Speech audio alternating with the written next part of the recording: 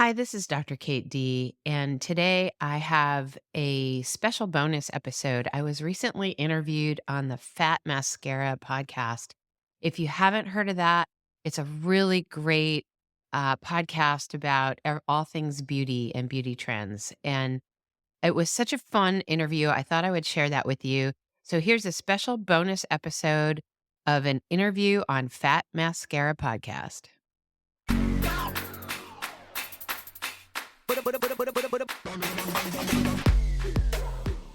Hi, everyone. Welcome to Fat Mascara. It's a podcast about beauty culture. I am Jen Sullivan, your host. I have an amazing guest today. Before we get into who Dr. D is, I want to explain why we're doing this episode. So if you listen to this podcast, you're probably aware that there's often disturbing news items about the med spa industry. For example, 2 weeks ago, here in New York City, the owner of JGL Aesthetics was charged with fraud, smuggling, and crimes related to handling of counterfeit drugs because he was purchasing counterfeit Botox, illegally injecting it into his clients, and of course, pretending that it was real. I don't know if you remember this one from our podcast in November. A woman pretending to be a nurse in Massachusetts injected people with fake Botox there. And just last week in Philadelphia, I heard about a woman who ended up in the ER. She's been to the hospital multiple times with multiple infections after a nurse who was illegally running a med spa injected her with an unknown filler. I imagine every time you see one of these headlines, you think to yourself, how does this happen? So our guest today, Dr. D, she's going to help us understand that. Dr. Kate D runs the Glow Med Spa in Seattle, Washington. She's board certified in diagnostic radiology, and she worked as a breast cancer specialist for many years before training in and transitioning to aesthetic medicine. She's also the host of her own podcast, Med Spa Mayhem, and the author of the book, Med Spa Mayhem, The Good, the Bad, and the Ugly Secrets of the Aesthetic Industry. So she's making it her mission to explain to people how med spas often operate outside the law and what you should know before you visit any of them. As you'll hear, she's also trying to work with the American Med Spa Association to come up with like a national organization that can accredit med spas so people will know which ones are operating legally. And if you're thinking that must exist already, you'd be surprised to hear that it does not. And as you'll hear Dr. D explain, some of the injectors and some of the spas may not even realize that their practices are illegal. So she's going to share her tips for finding a reputable aesthetic provider, how to look up credentials of whoever is doing any sort of procedure on you, whether it's Botox or laser hair removal or derma rolling. And she's just going to get you armed with some knowledge so you know that if you're going to a med spa, you need to check into some things before you sign any forms, before you get any treatments done. I hate that that's on the patient always to do that. It should just be assumed that these places are safe, but as you'll hear, they're not really. So we only have an hour with Dr. D. We kind of glossed the surface of this topic. It's really complicated. But if you're interested in learning more, you should definitely get her book. Again, that's Med Spa Mayhem, The Good, the Bad, and the Ugly Secrets of the Aesthetic Industry. And I will link to that in the show notes. Okay, let's get into it.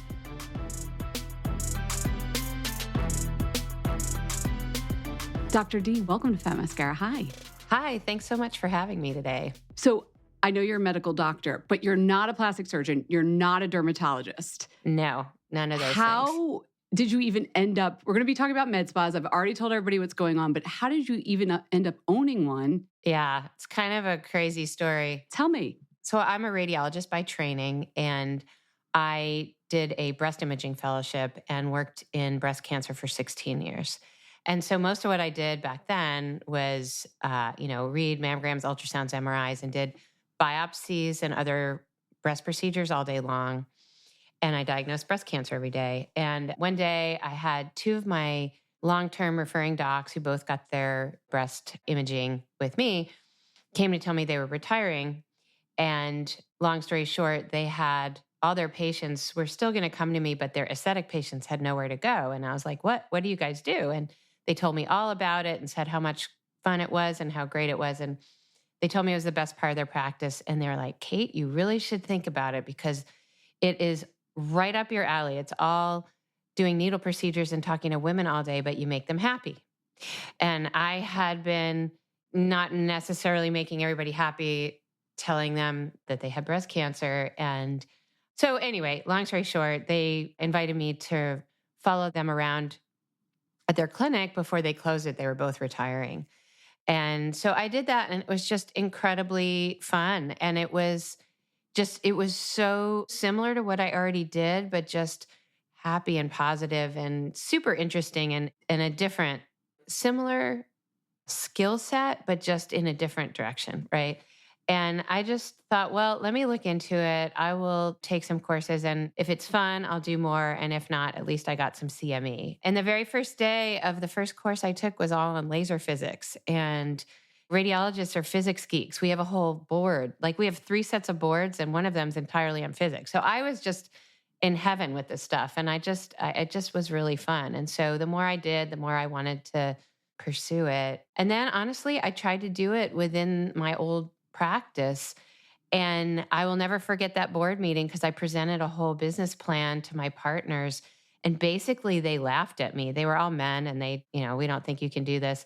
And I was like, it was right before my birthday, like 10 years ago. And I was like, watch this. I just got angry. And I was just like, within 24 hours of that meeting, I had rented a space in my neighborhood and gotten my own malpractice insurance and hung up a shingle. I mean, basically, I was like, oh, yeah, well, let's see how it goes. And it just nothing grew. like a competitive streak to fire someone up to make a change. Yeah, that might be a little bit about me that you really want to know.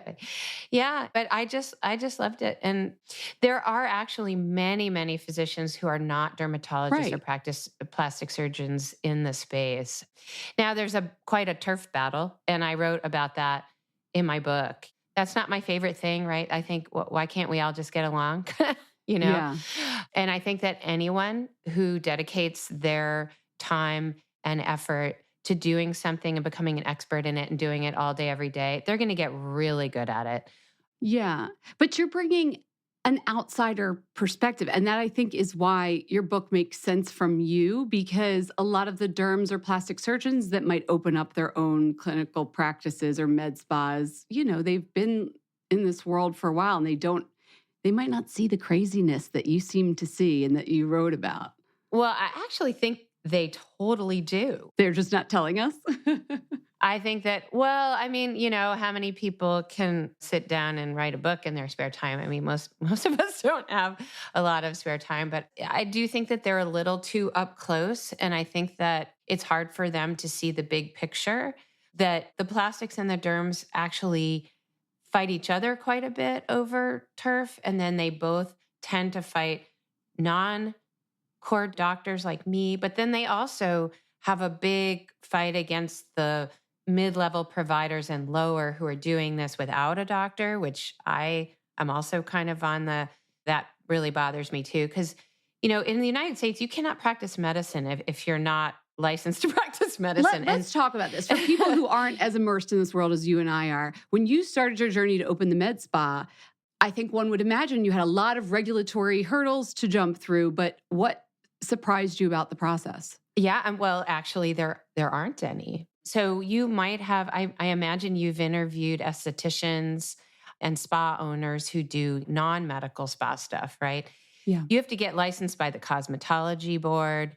Your salon probably has to have its own license, and all the people working in it do. And they come and inspect and make sure your wax is clean and your little wooden sticks have covers on them and all that. Well, in the med spa space, there's none of that. There's no extra licensing. There's no inspections.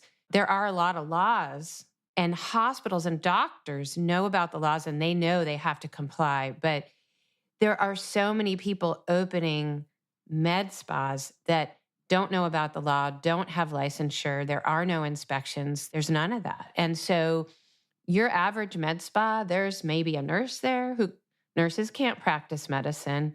Nurses can only carry out a doctor's orders. Well, there are a lot of med spas that are just owned and run by nurses. Now, it's not legal, but nobody's actually policing that at all. Yeah. So is there an entity that oversees the operation and safety of med spas other than, like, say, getting business license for like an insurance for the physical space? Is there? No, there is not. There's no cosmetology board of med spas, if you will, even at the state level. No. And all the state laws are different governing medicine. I'm actually trying to create that. And you're in Washington, right? Yeah, but I'm trying to create a national nonprofit that's going to certify med spas, because currently right now, all the laws are different in all the states. The one true thing, or there are many true things, but the biggest thing is in all 50 states, you can't practice medicine if you're not a doctor. Okay. Now, many states have laws that allow independent practice of nurse practitioners, but nurse practitioners are practicing advanced nursing. So I've learned this from my lawyer friends. This is not something I knew even before. I even wrote the book before I knew this. So nurse practitioners technically can practice independently, but they're practicing advanced nursing. And in some states, if they say, I'm practicing medicine, they can actually get dinged by the state. Depends on who's paying attention. In many states, a nurse practitioner can technically own a med spa and practice in the med spa independently without a doctor. But in many states, they can't. And registered nurses, which, when you say a nurse, that's what that means. They can't practice independently in any state. Okay. They are not allowed to do that, but they know how to inject Botox. They know how to do many of the procedures. And so they get trained to do the procedures, let's say in a dermatology office. And they're like, well, I should be able to set up my own business. Mm-hmm. And they don't necessarily know to consult a lawyer. And the lawyer will say, well, you can't do that. Right? The lawyer will say, well, you need to practice under a doctor, which means you need a medical director. Now, some of them do know this, but many of them don't. But when would that come to bite them in the butt later? Only if something goes wrong, right? Yeah, but guess what? When something goes wrong, they could lose their nurse's license, right? But that's it. Nobody comes and arrests them. Actually practicing medicine without a license is a felony. Okay. From my understanding, it's a felony in every state, but nobody's enforcing that. So the DAs or whatever, the prosecutors, they don't take those cases there. As far as I know, I've never seen a case of a nurse practicing medicine without a license being actually charged with a crime. So if they harm somebody and send somebody to the hospital, that's possible, but I haven't seen that happen. For instance, there were all these cases of botulism last year and people being sent to the hospital because nurses were ordering fake Botox off the internet. I wanted to ask you about this because it's not just nurses, but yes. Well, yeah, and non-medical people as well. Okay. So the one I know of in Illinois, there was 11 different states, but the one I know of in Illinois was a nurse practitioner. Well, I don't know if she kept her license. I think she just claimed ignorance, right? But as far as I know from that whole thing, there weren't any criminal charges anywhere. So it's not just that people are cutting that corner of ordering fake product. That's very common. That's happening all over the place.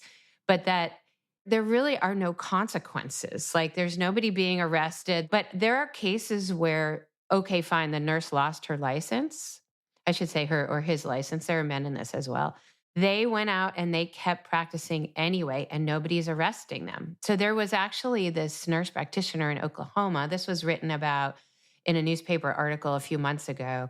I think the newspaper was called The Frontier. And there's a nurse practitioner who was actually caught importing illegal product from foreign countries and stuff. She lost her license for a period of 3 years. She kept practicing under a different name, a different med spa name. She was practicing under her own name. And as this got reported on, she scrubbed her name from the website, but you could tell from the Google reviews that they were thanking her, oh, she did a great job. Yeah. And they named her. And so nobody arrested her for practicing medicine without a license, even though she was openly doing that for 3 years. And I don't know if she got her license was just at the 3-year mark when this article came out. But what I'm saying is that in general, the consequences are so minimal. And so people are out there doing it, making money for as long as they possibly can without much of a consequence. And even if they lose a license, so they don't care and they just keep doing it and making the money and nobody arrests them. And it just seems like there's no consequence for this. In my book, I quote, there was a guy in Texas who wasn't even an RN, and he got arrested for injecting Botox that was imported from Turkey, because when they arrested him, the vial of Botox had Turkish on it, right? So he went to jail, there were headlines, but then he went right back out and opened his place up again when he got out of jail, and nothing really happened to him. And it's I don't know.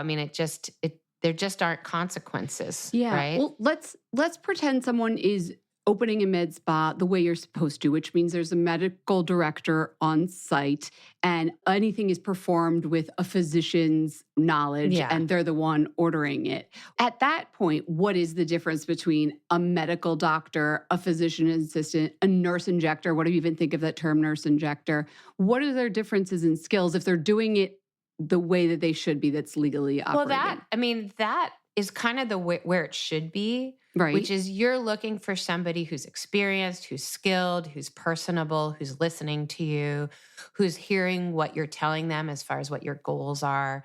If they're really legitimate and they're doing, everything by the book and they're getting real product and stuff, then it's just a matter of finding a great one, finding somebody you jive with, finding somebody who, it's like finding someone fantastic. I've got super curly hair. You know how hard it is to find somebody who can cut my hair, right? So for me, it's like, that's the challenge, is finding somebody who really gets me and what my needs are, right? I would love it if everybody in the country were doing it by the book, and that's all you were looking for was high skill, experience, someone who's listening to you and you jive with. Unfortunately, the vast majority of places you go to, I can guarantee, are doing at least one thing, if not multiple things, kind of cutting corners. It puts it all on you, the patient or the consumer, to do the research. So we're going to help people a little bit. I have some questions to get into that. But before we do, I have to ask, is it legal to go to let's say you go to a med spa and you never see the doctor? Because this is the case even with when there's the medical director who's like maybe an hour away, that like oversees, but they're not actually on site ever, right, which is the case. If you've never been examined by a physician, is it illegal if someone's going to then inject something in your face? Well, it depends on who you see. So the people who are allowed to do that initial consultation, what's oftentimes called legally as the good faith exam. Yes. Okay. Now that came from California. California, that's what it's called. But then that's become sort of spread across the country as that's what we call that initial exam. A doctor or a nurse practitioner working under a doctor, if a state requires that, or a nurse practitioner independent if they're in a state that allows that, or a physician's assistant working under a doctor. Those people can all do the good faith exam.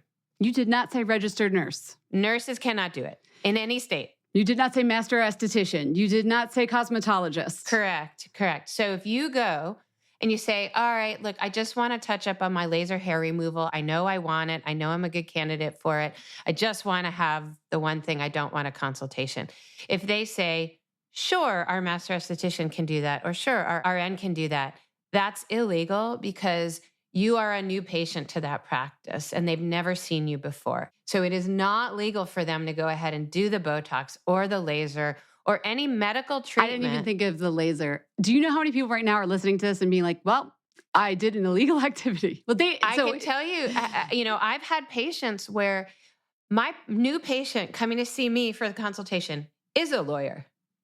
And they used to go to the RN or the girl down the street. And when I'm like, oh, really, girl, like what was her licensure? And my lawyer patient doesn't know. Okay. Because even the lawyers, if they're not practicing healthcare law, they don't even realize like, oh, I'm going to this place. It looks legit. They're wearing scrubs. This is a nurse. She knows what she's doing. I like her. Even if she's been doing it for 15 years, it doesn't mean that she's doing it legally. It's not that that person's even like trying to do something wrong or illegal. They just, hey, look, I've been doing this for 15 years. Why would you need to see someone else first? Well, why? Because that's what the law says. The other thing we haven't touched on, which we don't necessarily need to talk about, but the other thing that's rampant illegal is the corporate ownership of the med spa. Say more. So most states in this country have very strong what's called corporate practice of medicine laws, meaning if you're a corporation, you can't practice medicine and you can't employ doctors. And that is meant to protect patients from business owners dictating healthcare, okay? So doctors are supposed to be independent practice, like do the best for our patient, because doctors, I can tell you, they're Now, there are scummy doctors out there. There's no question. Okay. But for the most part, we all went into medicine because we want to help people and we want people to be healthy and whatever, take care of them. So corporate practice medicine states that a business person can't come along, hire a doctor, and practice medicine through that doctor or tell the doctor what to do. That is literally how med spas work, some of the larger franchises. Right. Well, so again, there are legal ways to do that. They own a thing called an MSO, a Management Services Organization. An MSO can own the spa-like parts of the spa. So they can own the lease to the space. They can own equipment and computers. They can employ the front desk people. They can do all the kind of billing, HR, all the spa-like stuff, business stuff. But the doctor has to own the medical practice, okay? And the doctor actually has to get paid to do the medical procedures and then pay the MSO to manage all the spa stuff, okay? So the lawyers have figured out a way to write these MSO contracts, right? There's what's called an MSA or a management services agreement between the MSO, the business people, and the doctor. And basically the lawyers write all kinds of stuff in there so that essentially the MSO is controlling everything. On paper, the paper trail says this person's doing medicine. So the paper trail says the money goes in the right direction to the doctor and then to the MSO. But essentially the doctor's relinquishing most of the control over all of that to the MSO, the business people. The idea is to protect the consumer from that business doing stuff to you that is not in your best interest, right? And so there's a reason why there's supposed to be a doctor there protecting you and your health, right? Right. So there are many, many med spas, however, and I'm not talking about the big chains because the big chains have big lawyers who are writing this stuff for them. So they're probably dotting their I's and crossing their T's and making sure that it's legal. But there are many, many med spas across the country that are independently owned illegally. Okay. So a business person goes to Vegas and sees the IV bars there, which by the way is a whole other topic of why you should not go to one of those. But read the book for the IV chapter. Right. So, but they go, oh my God, this is so great that we don't have any of these in my city. Let's open one. And they're just a business person. They're just an entrepreneur. Yeah. So then they hire a nurse or a phlebotomist or whoever, or a former paramedic to put in IVs. Right. And they might get a business license, but they don't have a medical director. They don't realize they're practicing medicine. Okay. But then eventually they maybe figure out, maybe they go to an AmSpa meeting. Someone figures out, oh, we need a medical director. So they might get a medical director, but they still might not have an MSO. Like there are all these different medical places that look legit, but are really so not, right? Because when you think about it, okay, I'll just go right back to why you should not get an IV. So there's no quicker way to kill someone with an IV than with an IV. And if you go to a med spa or just an IV bar and they put the wrong thing in you, it could kill you, okay? Or make you very, very sick. Yeah. That's why, right? I mean, I started my book with this bit about this woman who died in exactly that way in Texas last summer. Well, 2 summers ago now. But the thing is that, right, who do you want making that decision? Is it you when you don't know anything about medicine? Is it the owner of this place who doesn't know anything about medicine? Or do you want someone who really knows what kind of IV you could even tolerate, much less would benefit from? You need a medical person to make that decision. And the idea of an IV bar where you just order an IV up like it's a martini is so insane But that's because you're a doctor. You have to understand, like a real person going in probably assumes, in the same way they assume every skincare product they've tried has been tested by the government before it went on the shelves. Right. Like it just feels like that's how it should be. So right. But people don't know. It's not. Yeah. And it can be quite dangerous. So, I mean, the lady who died in Texas, like this woman who didn't know what she was doing, hung potassium and killed her, like executed her. And as I've said a couple times on my podcast, that's how prisoners on death row are executed, by hanging potassium.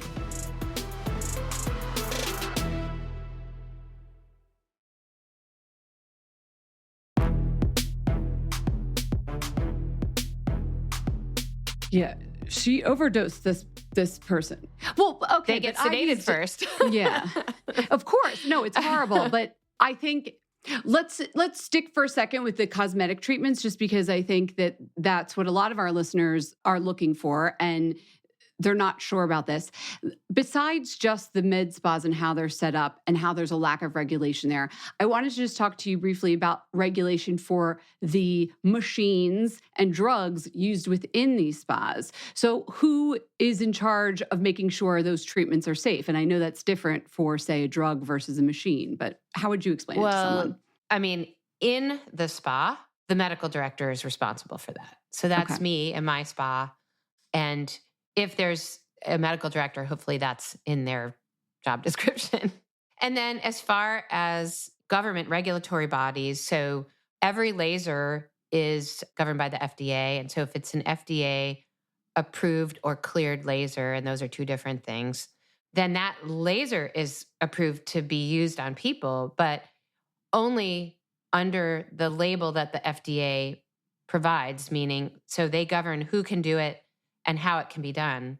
And you can't sell a laser to a non-doctor. So a nurse can't buy a laser. They have to have some doctor on the paperwork in order to buy it in the first place, right? Yeah, but in your book, you even said a company sent a laser to your house once when you were sampling a device, a different device. I know. Yeah, that was super. Yeah.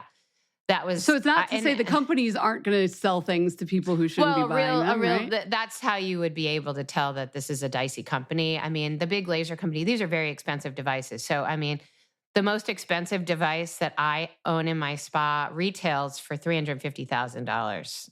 Okay. Most lasers are somewhere between. Wait, now I have to know which device it is. That's M-Face. That is M-Face. M-Face. Okay. Yes, and then Emsculpt Neo is $250K, and then most of the other lasers we have are between $1 and $150. No, $1 and $200K. They're very expensive devices, right? And these big laser companies are not going to sell a real laser to, a non-medical person. In their paperwork, they need a medical director. They don't need, so usually they also need the medical director to sign it, right? So, but for a nurse to order one of these lasers, they would need a medical director, at least on paper. Right. But there's all sorts of other treatments now. Like the minute a spa opens, I see treatments and I'm like, I have never even heard of this. We're now derma rolling, but we decided to take out the PRP and we're doing it this way. The minute the tools become available, people think up new ways to use them. Is anyone regulating these new ways?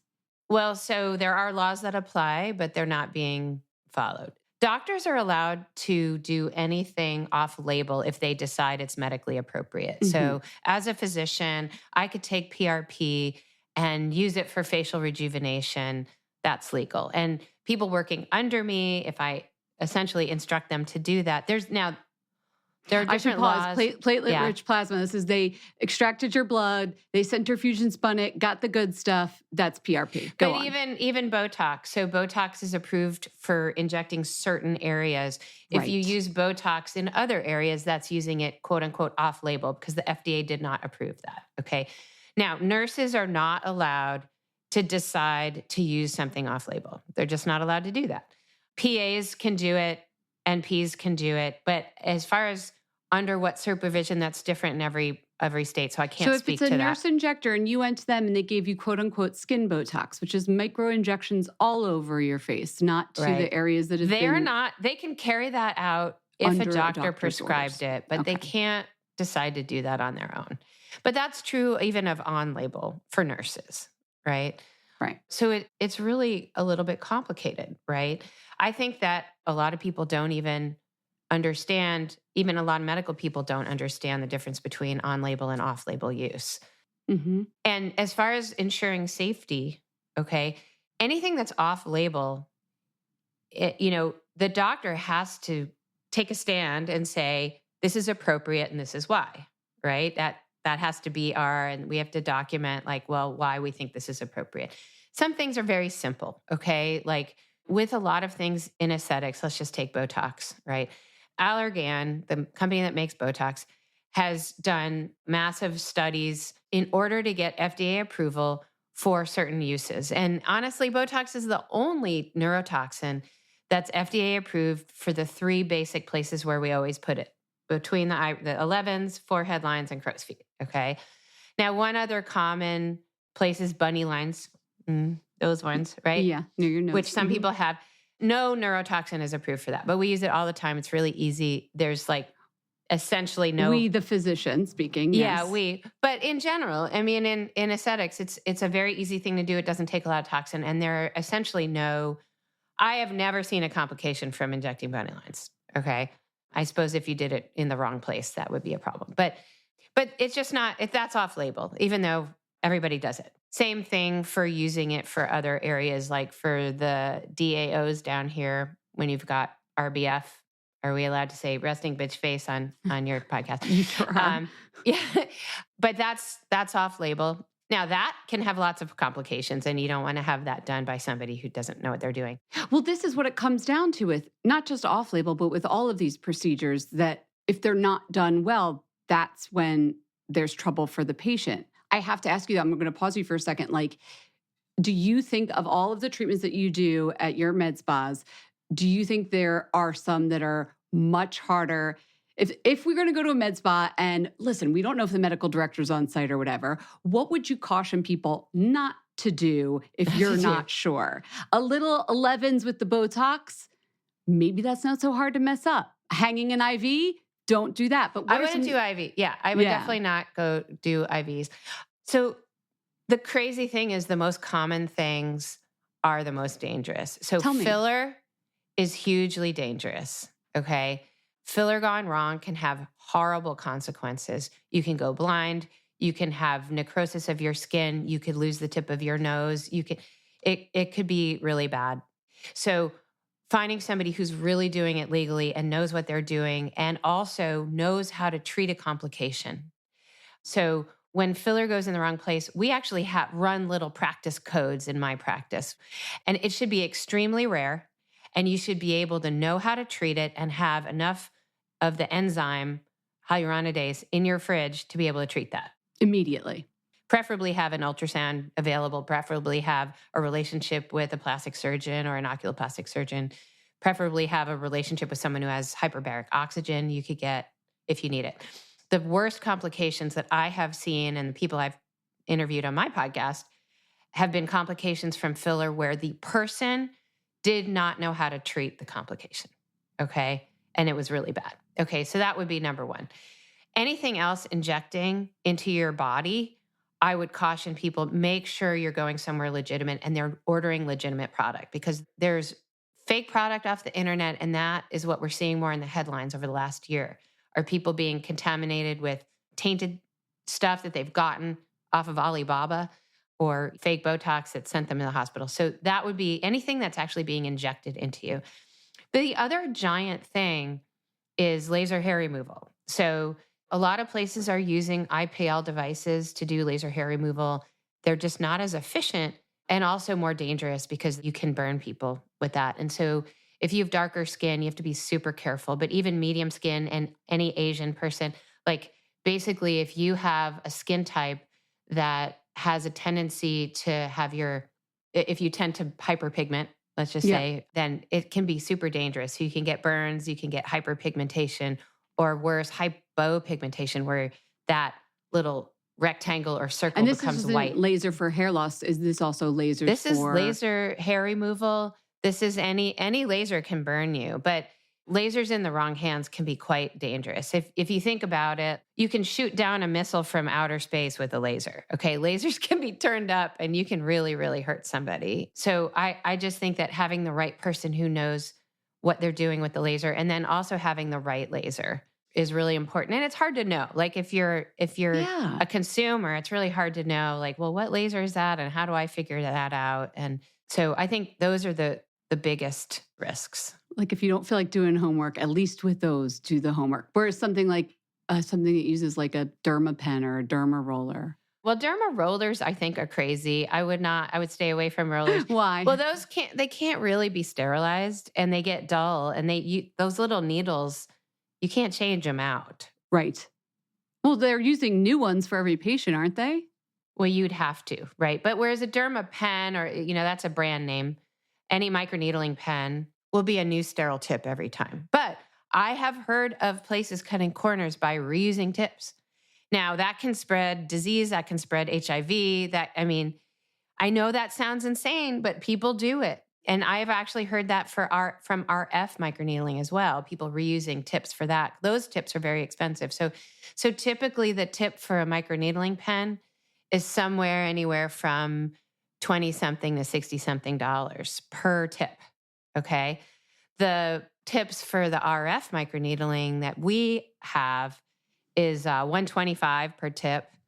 And that's pretty pricey, right? I can see people's wanting to reuse them, but they are not reusable. Okay. That's like reusing needles. I mean, you're going to spread. Well, this is a red flag. If someone's getting quoted a price for like $100 introductory special for microneedling, they've got to be cutting corners somehow, because just the consumables alone. Look, for me, like we use a growth factor serum and of course, a brand new tip for every single patient. And we use really high quality numbing stuff. Like all those things cost a lot of money, but you're going to get much better results from it, right? Yeah. If you are reusing a tip or using the cheapest tip possible and using no growth factor serum, a lot of places do microneedling with no growth factors. And I mean, you're just not going to get as good a result from that. Are you going to get any result if you just like injure the skin with a little needle? Well, because you do have growth factors in your own blood. So you have that. So I could set off a little bit of a boost. Is it worth it though? Like if you're going to have that procedure, wouldn't you want the best results possible, right? And so that's the difference between going to not just a legitimate place, but a place that's looking to maximize your results. Because some places are looking to keep their costs as low as possible and see as many patients as possible. Right. Okay. So say we're consumer. Let's talk about the different kind of places people can go to. We're not you. I bet Dr. D can walk into any spa in this country and be like, red flag, red flag, red flag. We're walking out. Well, you can kind of tell from the website. Okay. Tell me, what would people look for? What would be some red flags of this operation is probably not safe? Right. Well, the number one thing is look for if you're just looking at the website. Let's do website first. Look for the medical director on the website. Their name should be on there. Their name. Not just a medical director. Okay. Right. Their name, their bio. And you should be able to at least get an appointment with that medical director eventually. Maybe it's not for 3 months because they're booked out. Or maybe they only come in person every so often. Right. Okay. But if you can never, ever, ever get a hold of them, they're never there. Okay. Like for me, like I don't see patients all that often anymore. I'm kind of way out. But like right now, I'm speaking to you from my home office. I live 5 minutes from my spa and I'm there kind of all the time, right? But you should be able to get an appointment with them and then also look up their license and see how does one do that? Oh, that's so easy. And I do have links to that from like my book and stuff. But basically every doctor, you can look them up. There's a national provider index and you can look them up. It's very easy to do that. And maybe I'll get you a link. You can put it in your show notes. So that medical director better be on that site when you look them up. Yeah. And so you can look them up and you can see what their credential is and where they work. Like maybe they work at a hospital 100 miles away as an anesthesiologist, let's say, right? Yeah. That's interesting. Well, are they ever there? You can even call the spa. Are they ever there? So the fact that it's 100 miles away gives you more pause than the fact that this is not an aesthetic medicine that they practice, such as... Well, I mean, there are plenty of anesthesiologists who are in aesthetics and they are really great. It's not that they're in... I mean, I'm a radiologist by training, right? But I've been doing this for 10 years. I just wanted to point that out. It was like the location of them that you're taking issue. But like, let's say I work full-time at a hospital 100 miles away. Obviously, I'm not. How could you ever be on site and checking the lasers that they're up to date and giving exams, et cetera. So, and then you look at the staff and you look at who's there, right? They need at least a PA or a nurse practitioner or an MD that you can see to do the good faith exam. If there's none of those people on there, who's doing the good faith exam? They're not there to do it, right? Well, nobody is. Right. Dr. Now, D. some places outsource that. There are companies that will do a good faith exam. They'll literally be like a 5-minute Zoom call where a nurse practitioner in another state is doing your quote unquote good faith exam and making recommendations. So if you're a new patient at any clinic, you would expect that should happen. You have to get one. Yes. I know there is probably 3/4 of people listening who have been to a med spa and been like, I don't think I got a good faith exam. Right.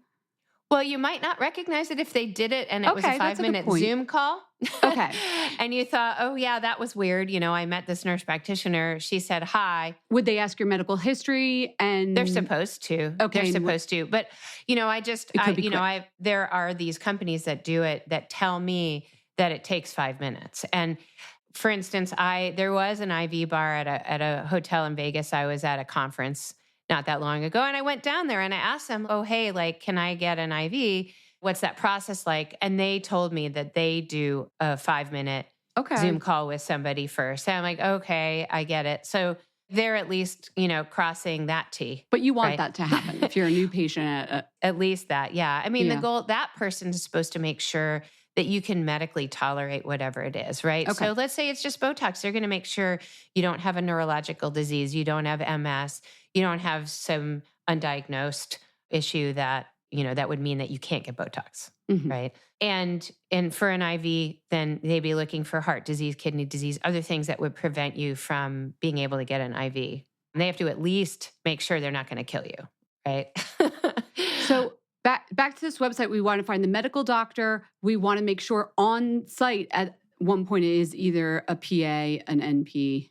Or a doctor. Yeah. Or a doctor. And then, you see who the owner is. I mean, you won't be able to tell. But like there is this one that I looked at recently where the owner was a laser tech, had no medical degree at all.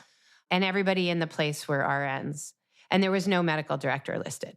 Okay. To me, all those things are red flags, right? Like, it's not owned properly. There's no, even a mid-level provider, there's nobody in there higher than an RN.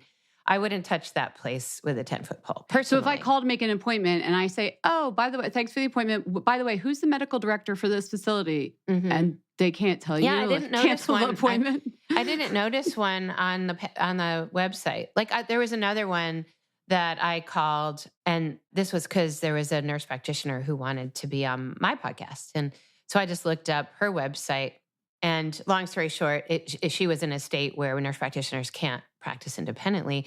So it's like, oh, I called the spa. I was like, oh, I see, this is who would I see? And like, who's your medical director? And when I asked that question, they said, well, we're still working on that. They knew they needed one, but they didn't have one yet. But they were up and running. I mean, they were operational even without, and they knew that.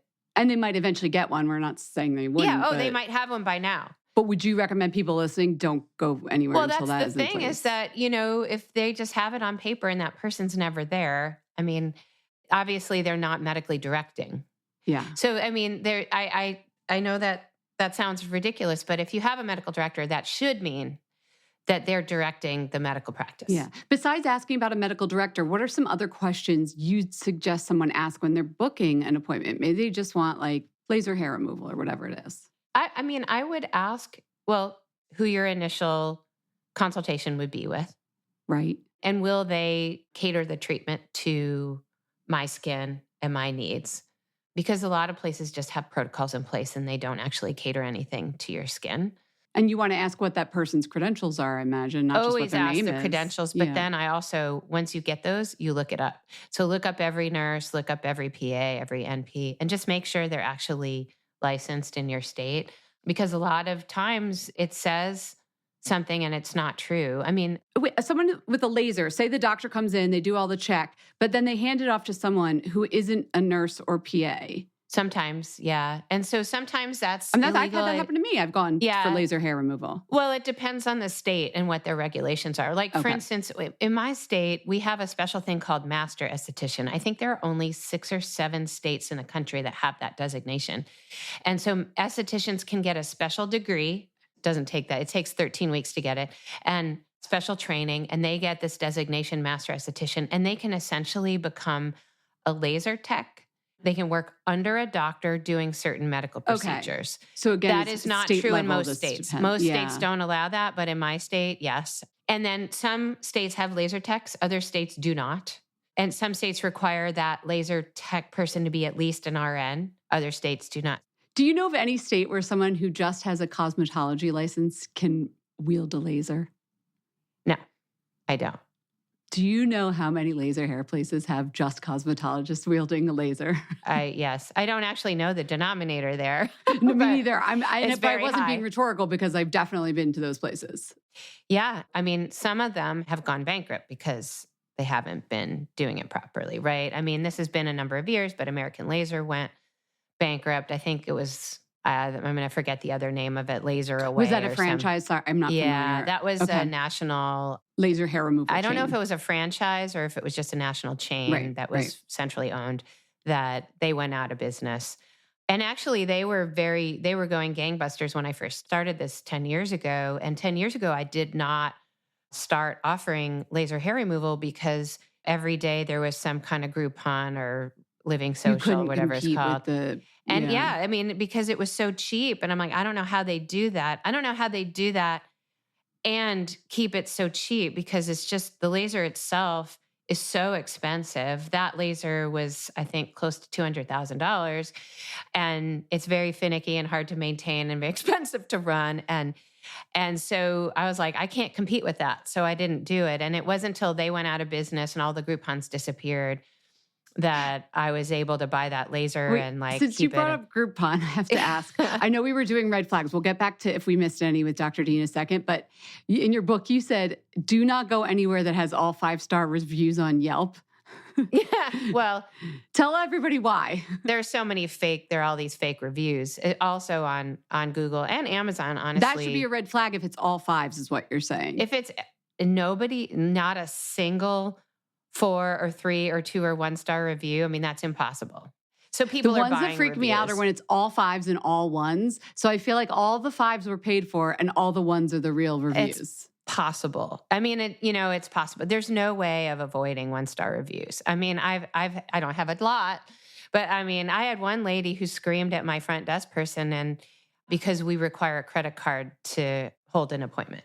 And so we charge a no-show fee if you don't show up. We charge a late cancel fee if you cancel at the last second and don't have a good excuse. But anyway, this lady never came in, never booked an appointment, screamed at my front desk, and went immediately on Yelp and wrote a 1-star review saying, how dare they require a credit card? That's, ridiculous. And I was just like, and my front desk person was so frazzled by this, and she saw the 1-star review immediately. She's like, oh my gosh, Dr. D, it's my fault. I'm so sorry. She refused. And I was like, look, it's fine, because if anybody really agrees with that, they won't come. And that's okay, because you need a credit card to reserve a restaurant half the time and to get your lashes done half the time. And right. And a legitimate practice is going to maybe have a 1-star here and there. And I mean, it's going to happen. Right. Yeah, and there's going to be people who are, but hopefully it's few and far between. And most people are just happy. But, the other crazy thing is, like, a lot of people love you, and they still give you a 4-star review. So if it's all 5s and not a 5 and there's no perfect. 4s. I get that. Yeah. I mean, I was like, wow, what was she holding back for? I'm like, I don't know. But you read the review underneath the stars, so you see that it's a positive review. Yeah. But back to just, I know we're running out of time here, but the red flags, you gave us some really good ones, and we have this link now to look up the medical director and make sure it's all legit. Is there anything else? Like, there's been so many headlines in the news lately about like counterfeit Botox. Like, is there anything else you would tell people to look for or ask about when they go into ahead of time? I would say so avoid any place charging you ahead of time for a procedure. So there are places that will charge you in advance. Don't go there. Okay. There are some famous big national companies that do that. Don't do that, because it's non-refundable and they will basically keep your money. You've never even been there. So I would ask, like, if you are having a virtual good faith exam, I would avoid that. So I would say any place that says, oh, we'll do that ahead of time by Zoom or by video, ask if you are actually seeing somebody at the spa. And am I going to see you and have my procedure done with you? Because there are companies that will have you. If you're a new patient, especially. If you're a new patient, they're doing that to a call center in some other state. And you end up prepaying and walk into the spa. You've never met a single soul there. What if you don't like them? What if you don't like your provider? What if the provider just doesn't seem right to you? Or if they don't seem like they know what they're doing? You've already paid. You've already had a consult with someone else in another state. Like, just don't. I've heard avoid so many that. people that, they get roped into things, and all of a sudden something's happening, and they feel uncomfort, and they're not trusting their gut. And if it doesn't feel right, that's a big red flag. If they try to upsell you day one red flag. If they try to get you to commit to something day one and say, oh, this is only available today, giant red flag. Those are all sales techniques. That's not medicine. So, if you're going to a really great place, they're going to educate you. They're going to explain how the procedure works. They're going to give you all the information and not pressure you to do a medical procedure that you may or may not want to do.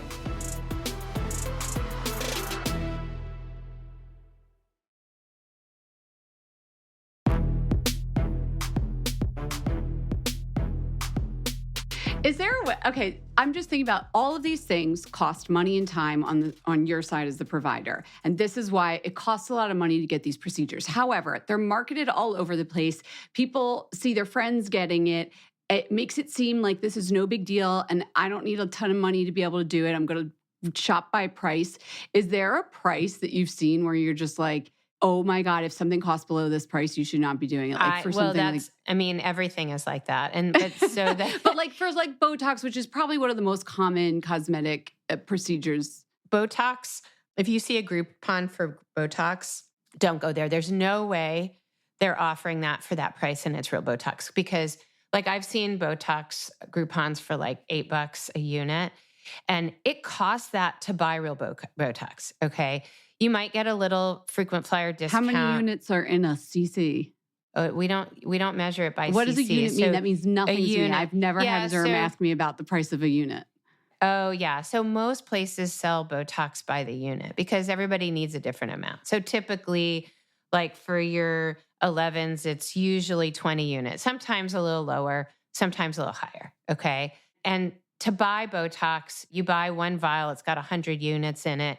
That's what I was asking. Sorry. Right. Yeah. One vial. I mean, okay. If you add up the cost of the Botox, which is now over $700 a vial, plus the syringe and the gauze and the alcohol and all the other stuff, it's essentially at least $8 a unit. There's no way that you can offer Botox for $8 a unit and not lose money. There's no way. Plus, that's if you don't even charge. If you're not paying the person to inject it, right? Like, yeah, I feel like it's interesting you said that. I feel like we've gotten that lesson with nail salons. We learned like, wait, think about it. If your manicure took an hour and it cost $15, how much did the person making the manicure get? You know what I mean? Sure. So you apply that same math, I'm sure, to dermatological procedures like this or cosmetic procedures. So around here anyway, I mean, and you're not even talking about overhead, the cost of being in the space you're in, the insurance, all the things. So for, different cities might be a little more or less, right? I would imagine Botox in New York would cost a lot more money. If it's cheap and you're in an expensive city, something's going on there. Okay. There's no way that's real Botox, or there's no way they're really paying for it. So, I mean, we charge right now, I'm in Seattle, it's $15 a unit. That's pretty standard in my city. There are some places that are a bunch more.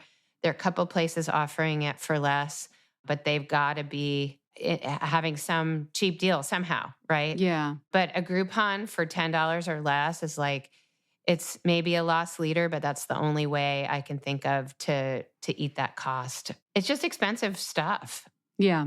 So price being something else, like if it's too good to be true. Yeah, and there are other neurotoxins. So there's 5 FDA-approved neurotoxins in the U.S. You can get some of them for cheaper than Botox, for sure. You can get a cheaper price on any of them if you buy in bulk. And so if you're a place like mine, we're really busy, we do buy in bulk, and we try to get as good a deal as possible, right? But it's still not that much less. But you can buy fake Botox off the internet for a tiny fraction of that. Does it surprise you when you hear those headlines about, there was just another one last week, a guy here in New York was using counterfeit Botox. When you hear these headlines, I gotta find that. I was on vacation last week. I gotta go find that headline. Yeah, no. It doesn't surprise me. It surprises me that it's not in the headlines more. I think it's actually happening a lot more and that it's not hitting the headlines.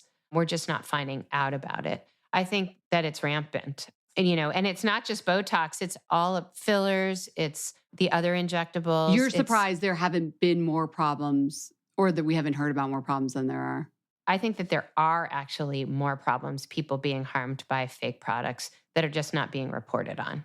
Yeah. So why would we find out about it? And this nonprofit, I imagine, regulatory idea that you have as we're wrapping up here. What could that look like? Well, I'm working on that. I'm calling it just the Med Spa Board, and mostly because I got that domain. I just bought that domain, and I'm working with a couple other doctors who are really interested in this for the exact same reasons. They're seeing so many bad complications and issues with all the illegal stuff. But my goal with that would be to have it would just be certifying med spas that they are legally compliant, that they are licensed, that they have a real medical director, that they're getting real product, and that they're owned legally. And it's not going to say this place is better than the other place. It's not going to be ratings like a Michelin star. If you have this stamp, it's approved by the blah, blah board. Kind of like what certified organic means. When that started, nobody really knew, does that really have a meaning? What's organic? Now everybody knows what it means, right? And my goal would be you can at least look and say, oh, well, that one's certified. I'm going to go there, and avoid the place that's not certified. And my goal is to make it easy enough for the real legit med spas to get certified. It'll be a nominal fee. They just have to submit the licensure and all the document like that. Oh, yep, we're on the up and up, and that they could get certified, and that nominal fee would somehow cover the costs of getting the people to verify all this is legit. It's almost like all these questions you told us to ask. This that'll entity all be covered does by it this for one you. certificate. Exactly. And I think that all the places that are operating legally would be happy to have this, right? Yeah. Because then there would be this differentiator. Also saves some time. I'm not on the phone asking the 20 questions Dr. D told me to ask. And it's just hard to know too. If you don't know like what is legit, it's really hard to ask the right questions. And also when people are sort of answering, but working around your answer and not really answering in a forthright way, it's easy for me to tell, but it's really hard. It's like if somebody's sort of skirting around the issue, right? And I just think that every legitimate place or every place that's trying to be legitimate would be happy about this because they'd be like, all right, great, awesome, I'm certified. And then you'd advertise it and you'd be like, just go to a certified place, and then people would just know, right? Like, and let's say you want to go get Botox for the first time, your best friend or your daughter or your mom would be like, okay, just make sure it's certified. Oh, right. Okay. And that just becomes like make sure you have your license common knowledge. Or whatever it is. Yes, yeah. It's just common knowledge. I think it's a great idea. And I know there will be a lot of not legitimate places who are pissed off about it. And I'm really trying to be as even and not inflammatory as possible so that people will think it's a good thing. And I have talked to a guy who runs the American Medical Spa Association. I've talked to him about supporting that because it hasn't efforts in AmSpa. I don't know if you know what AmSpa is, but yeah. And that hasn't ever taken hold within AmSpa, but they support that. And they are very much trying to get people to be legal. It's just, they want joining people, forces with them could. Yeah. And then other docs across the country, there's a number of docs that I'm working with who are really interested in just. Can I put in request as you work on this? Can there then also be a consumer-facing website so that we could just look up? Yeah. Oh, that's the goal.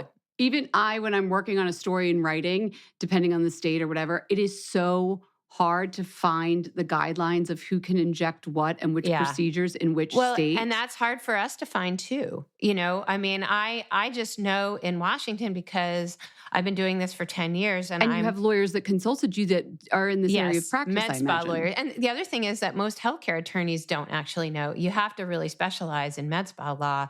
And there's not very many of those. Well, or, I actually use a law firm that is Med Spa law only and they're national. But they know. Yeah. And I think that it's really hard to find that information.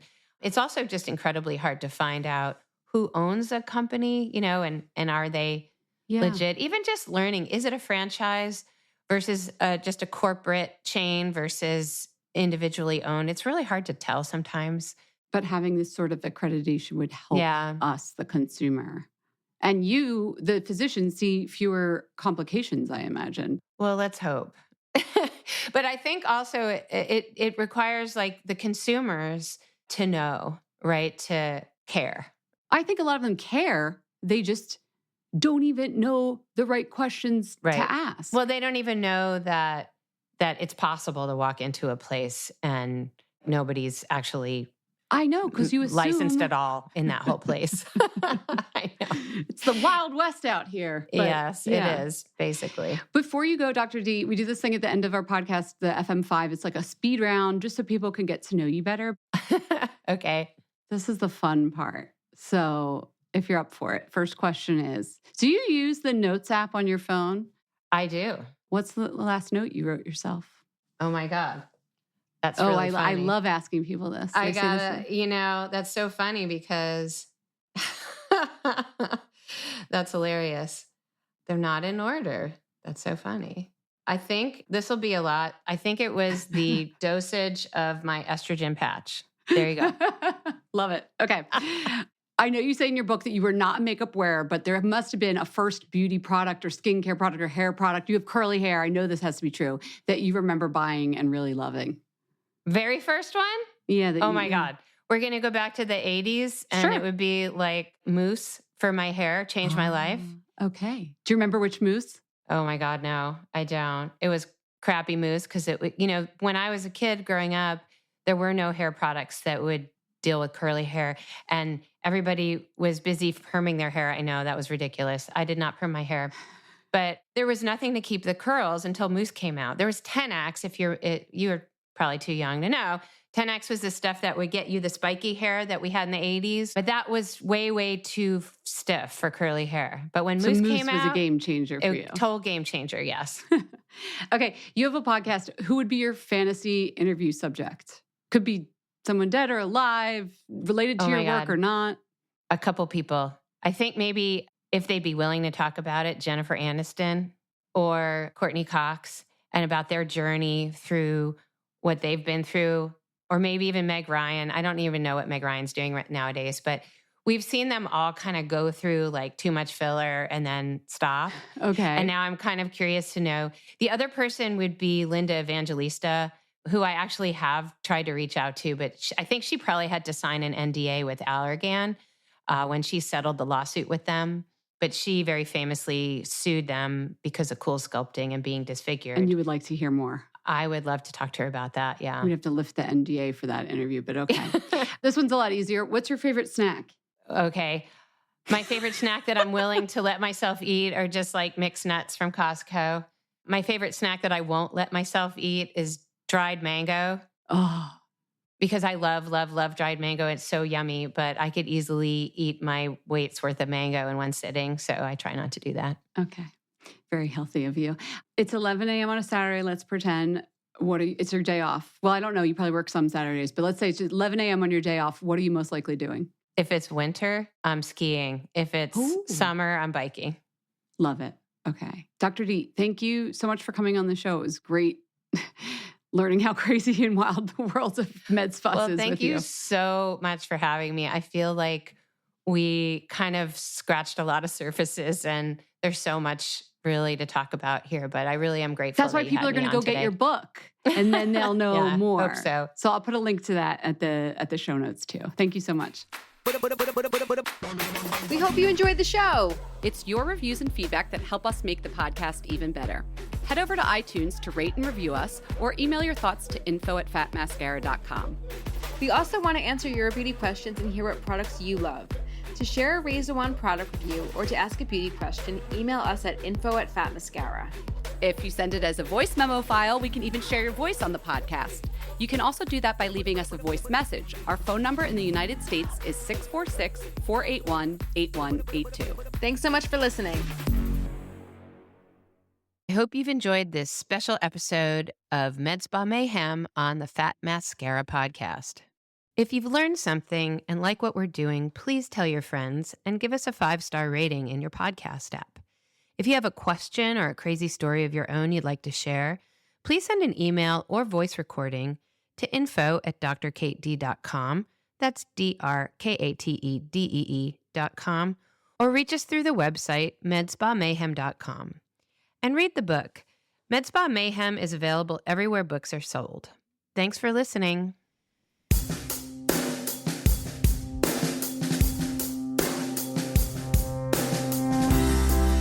This has been Med Spa Mayhem with Dr. Kate D. We are so grateful you're listening, and we hope you've learned at least one fun or possibly disturbing fact today. Don't forget to hit subscribe on your podcast app and leave us a 5-star review. And read the book. Med Spa Mayhem is available everywhere books are sold. Links and more can be found in the show notes and on medSpaMayhem.com.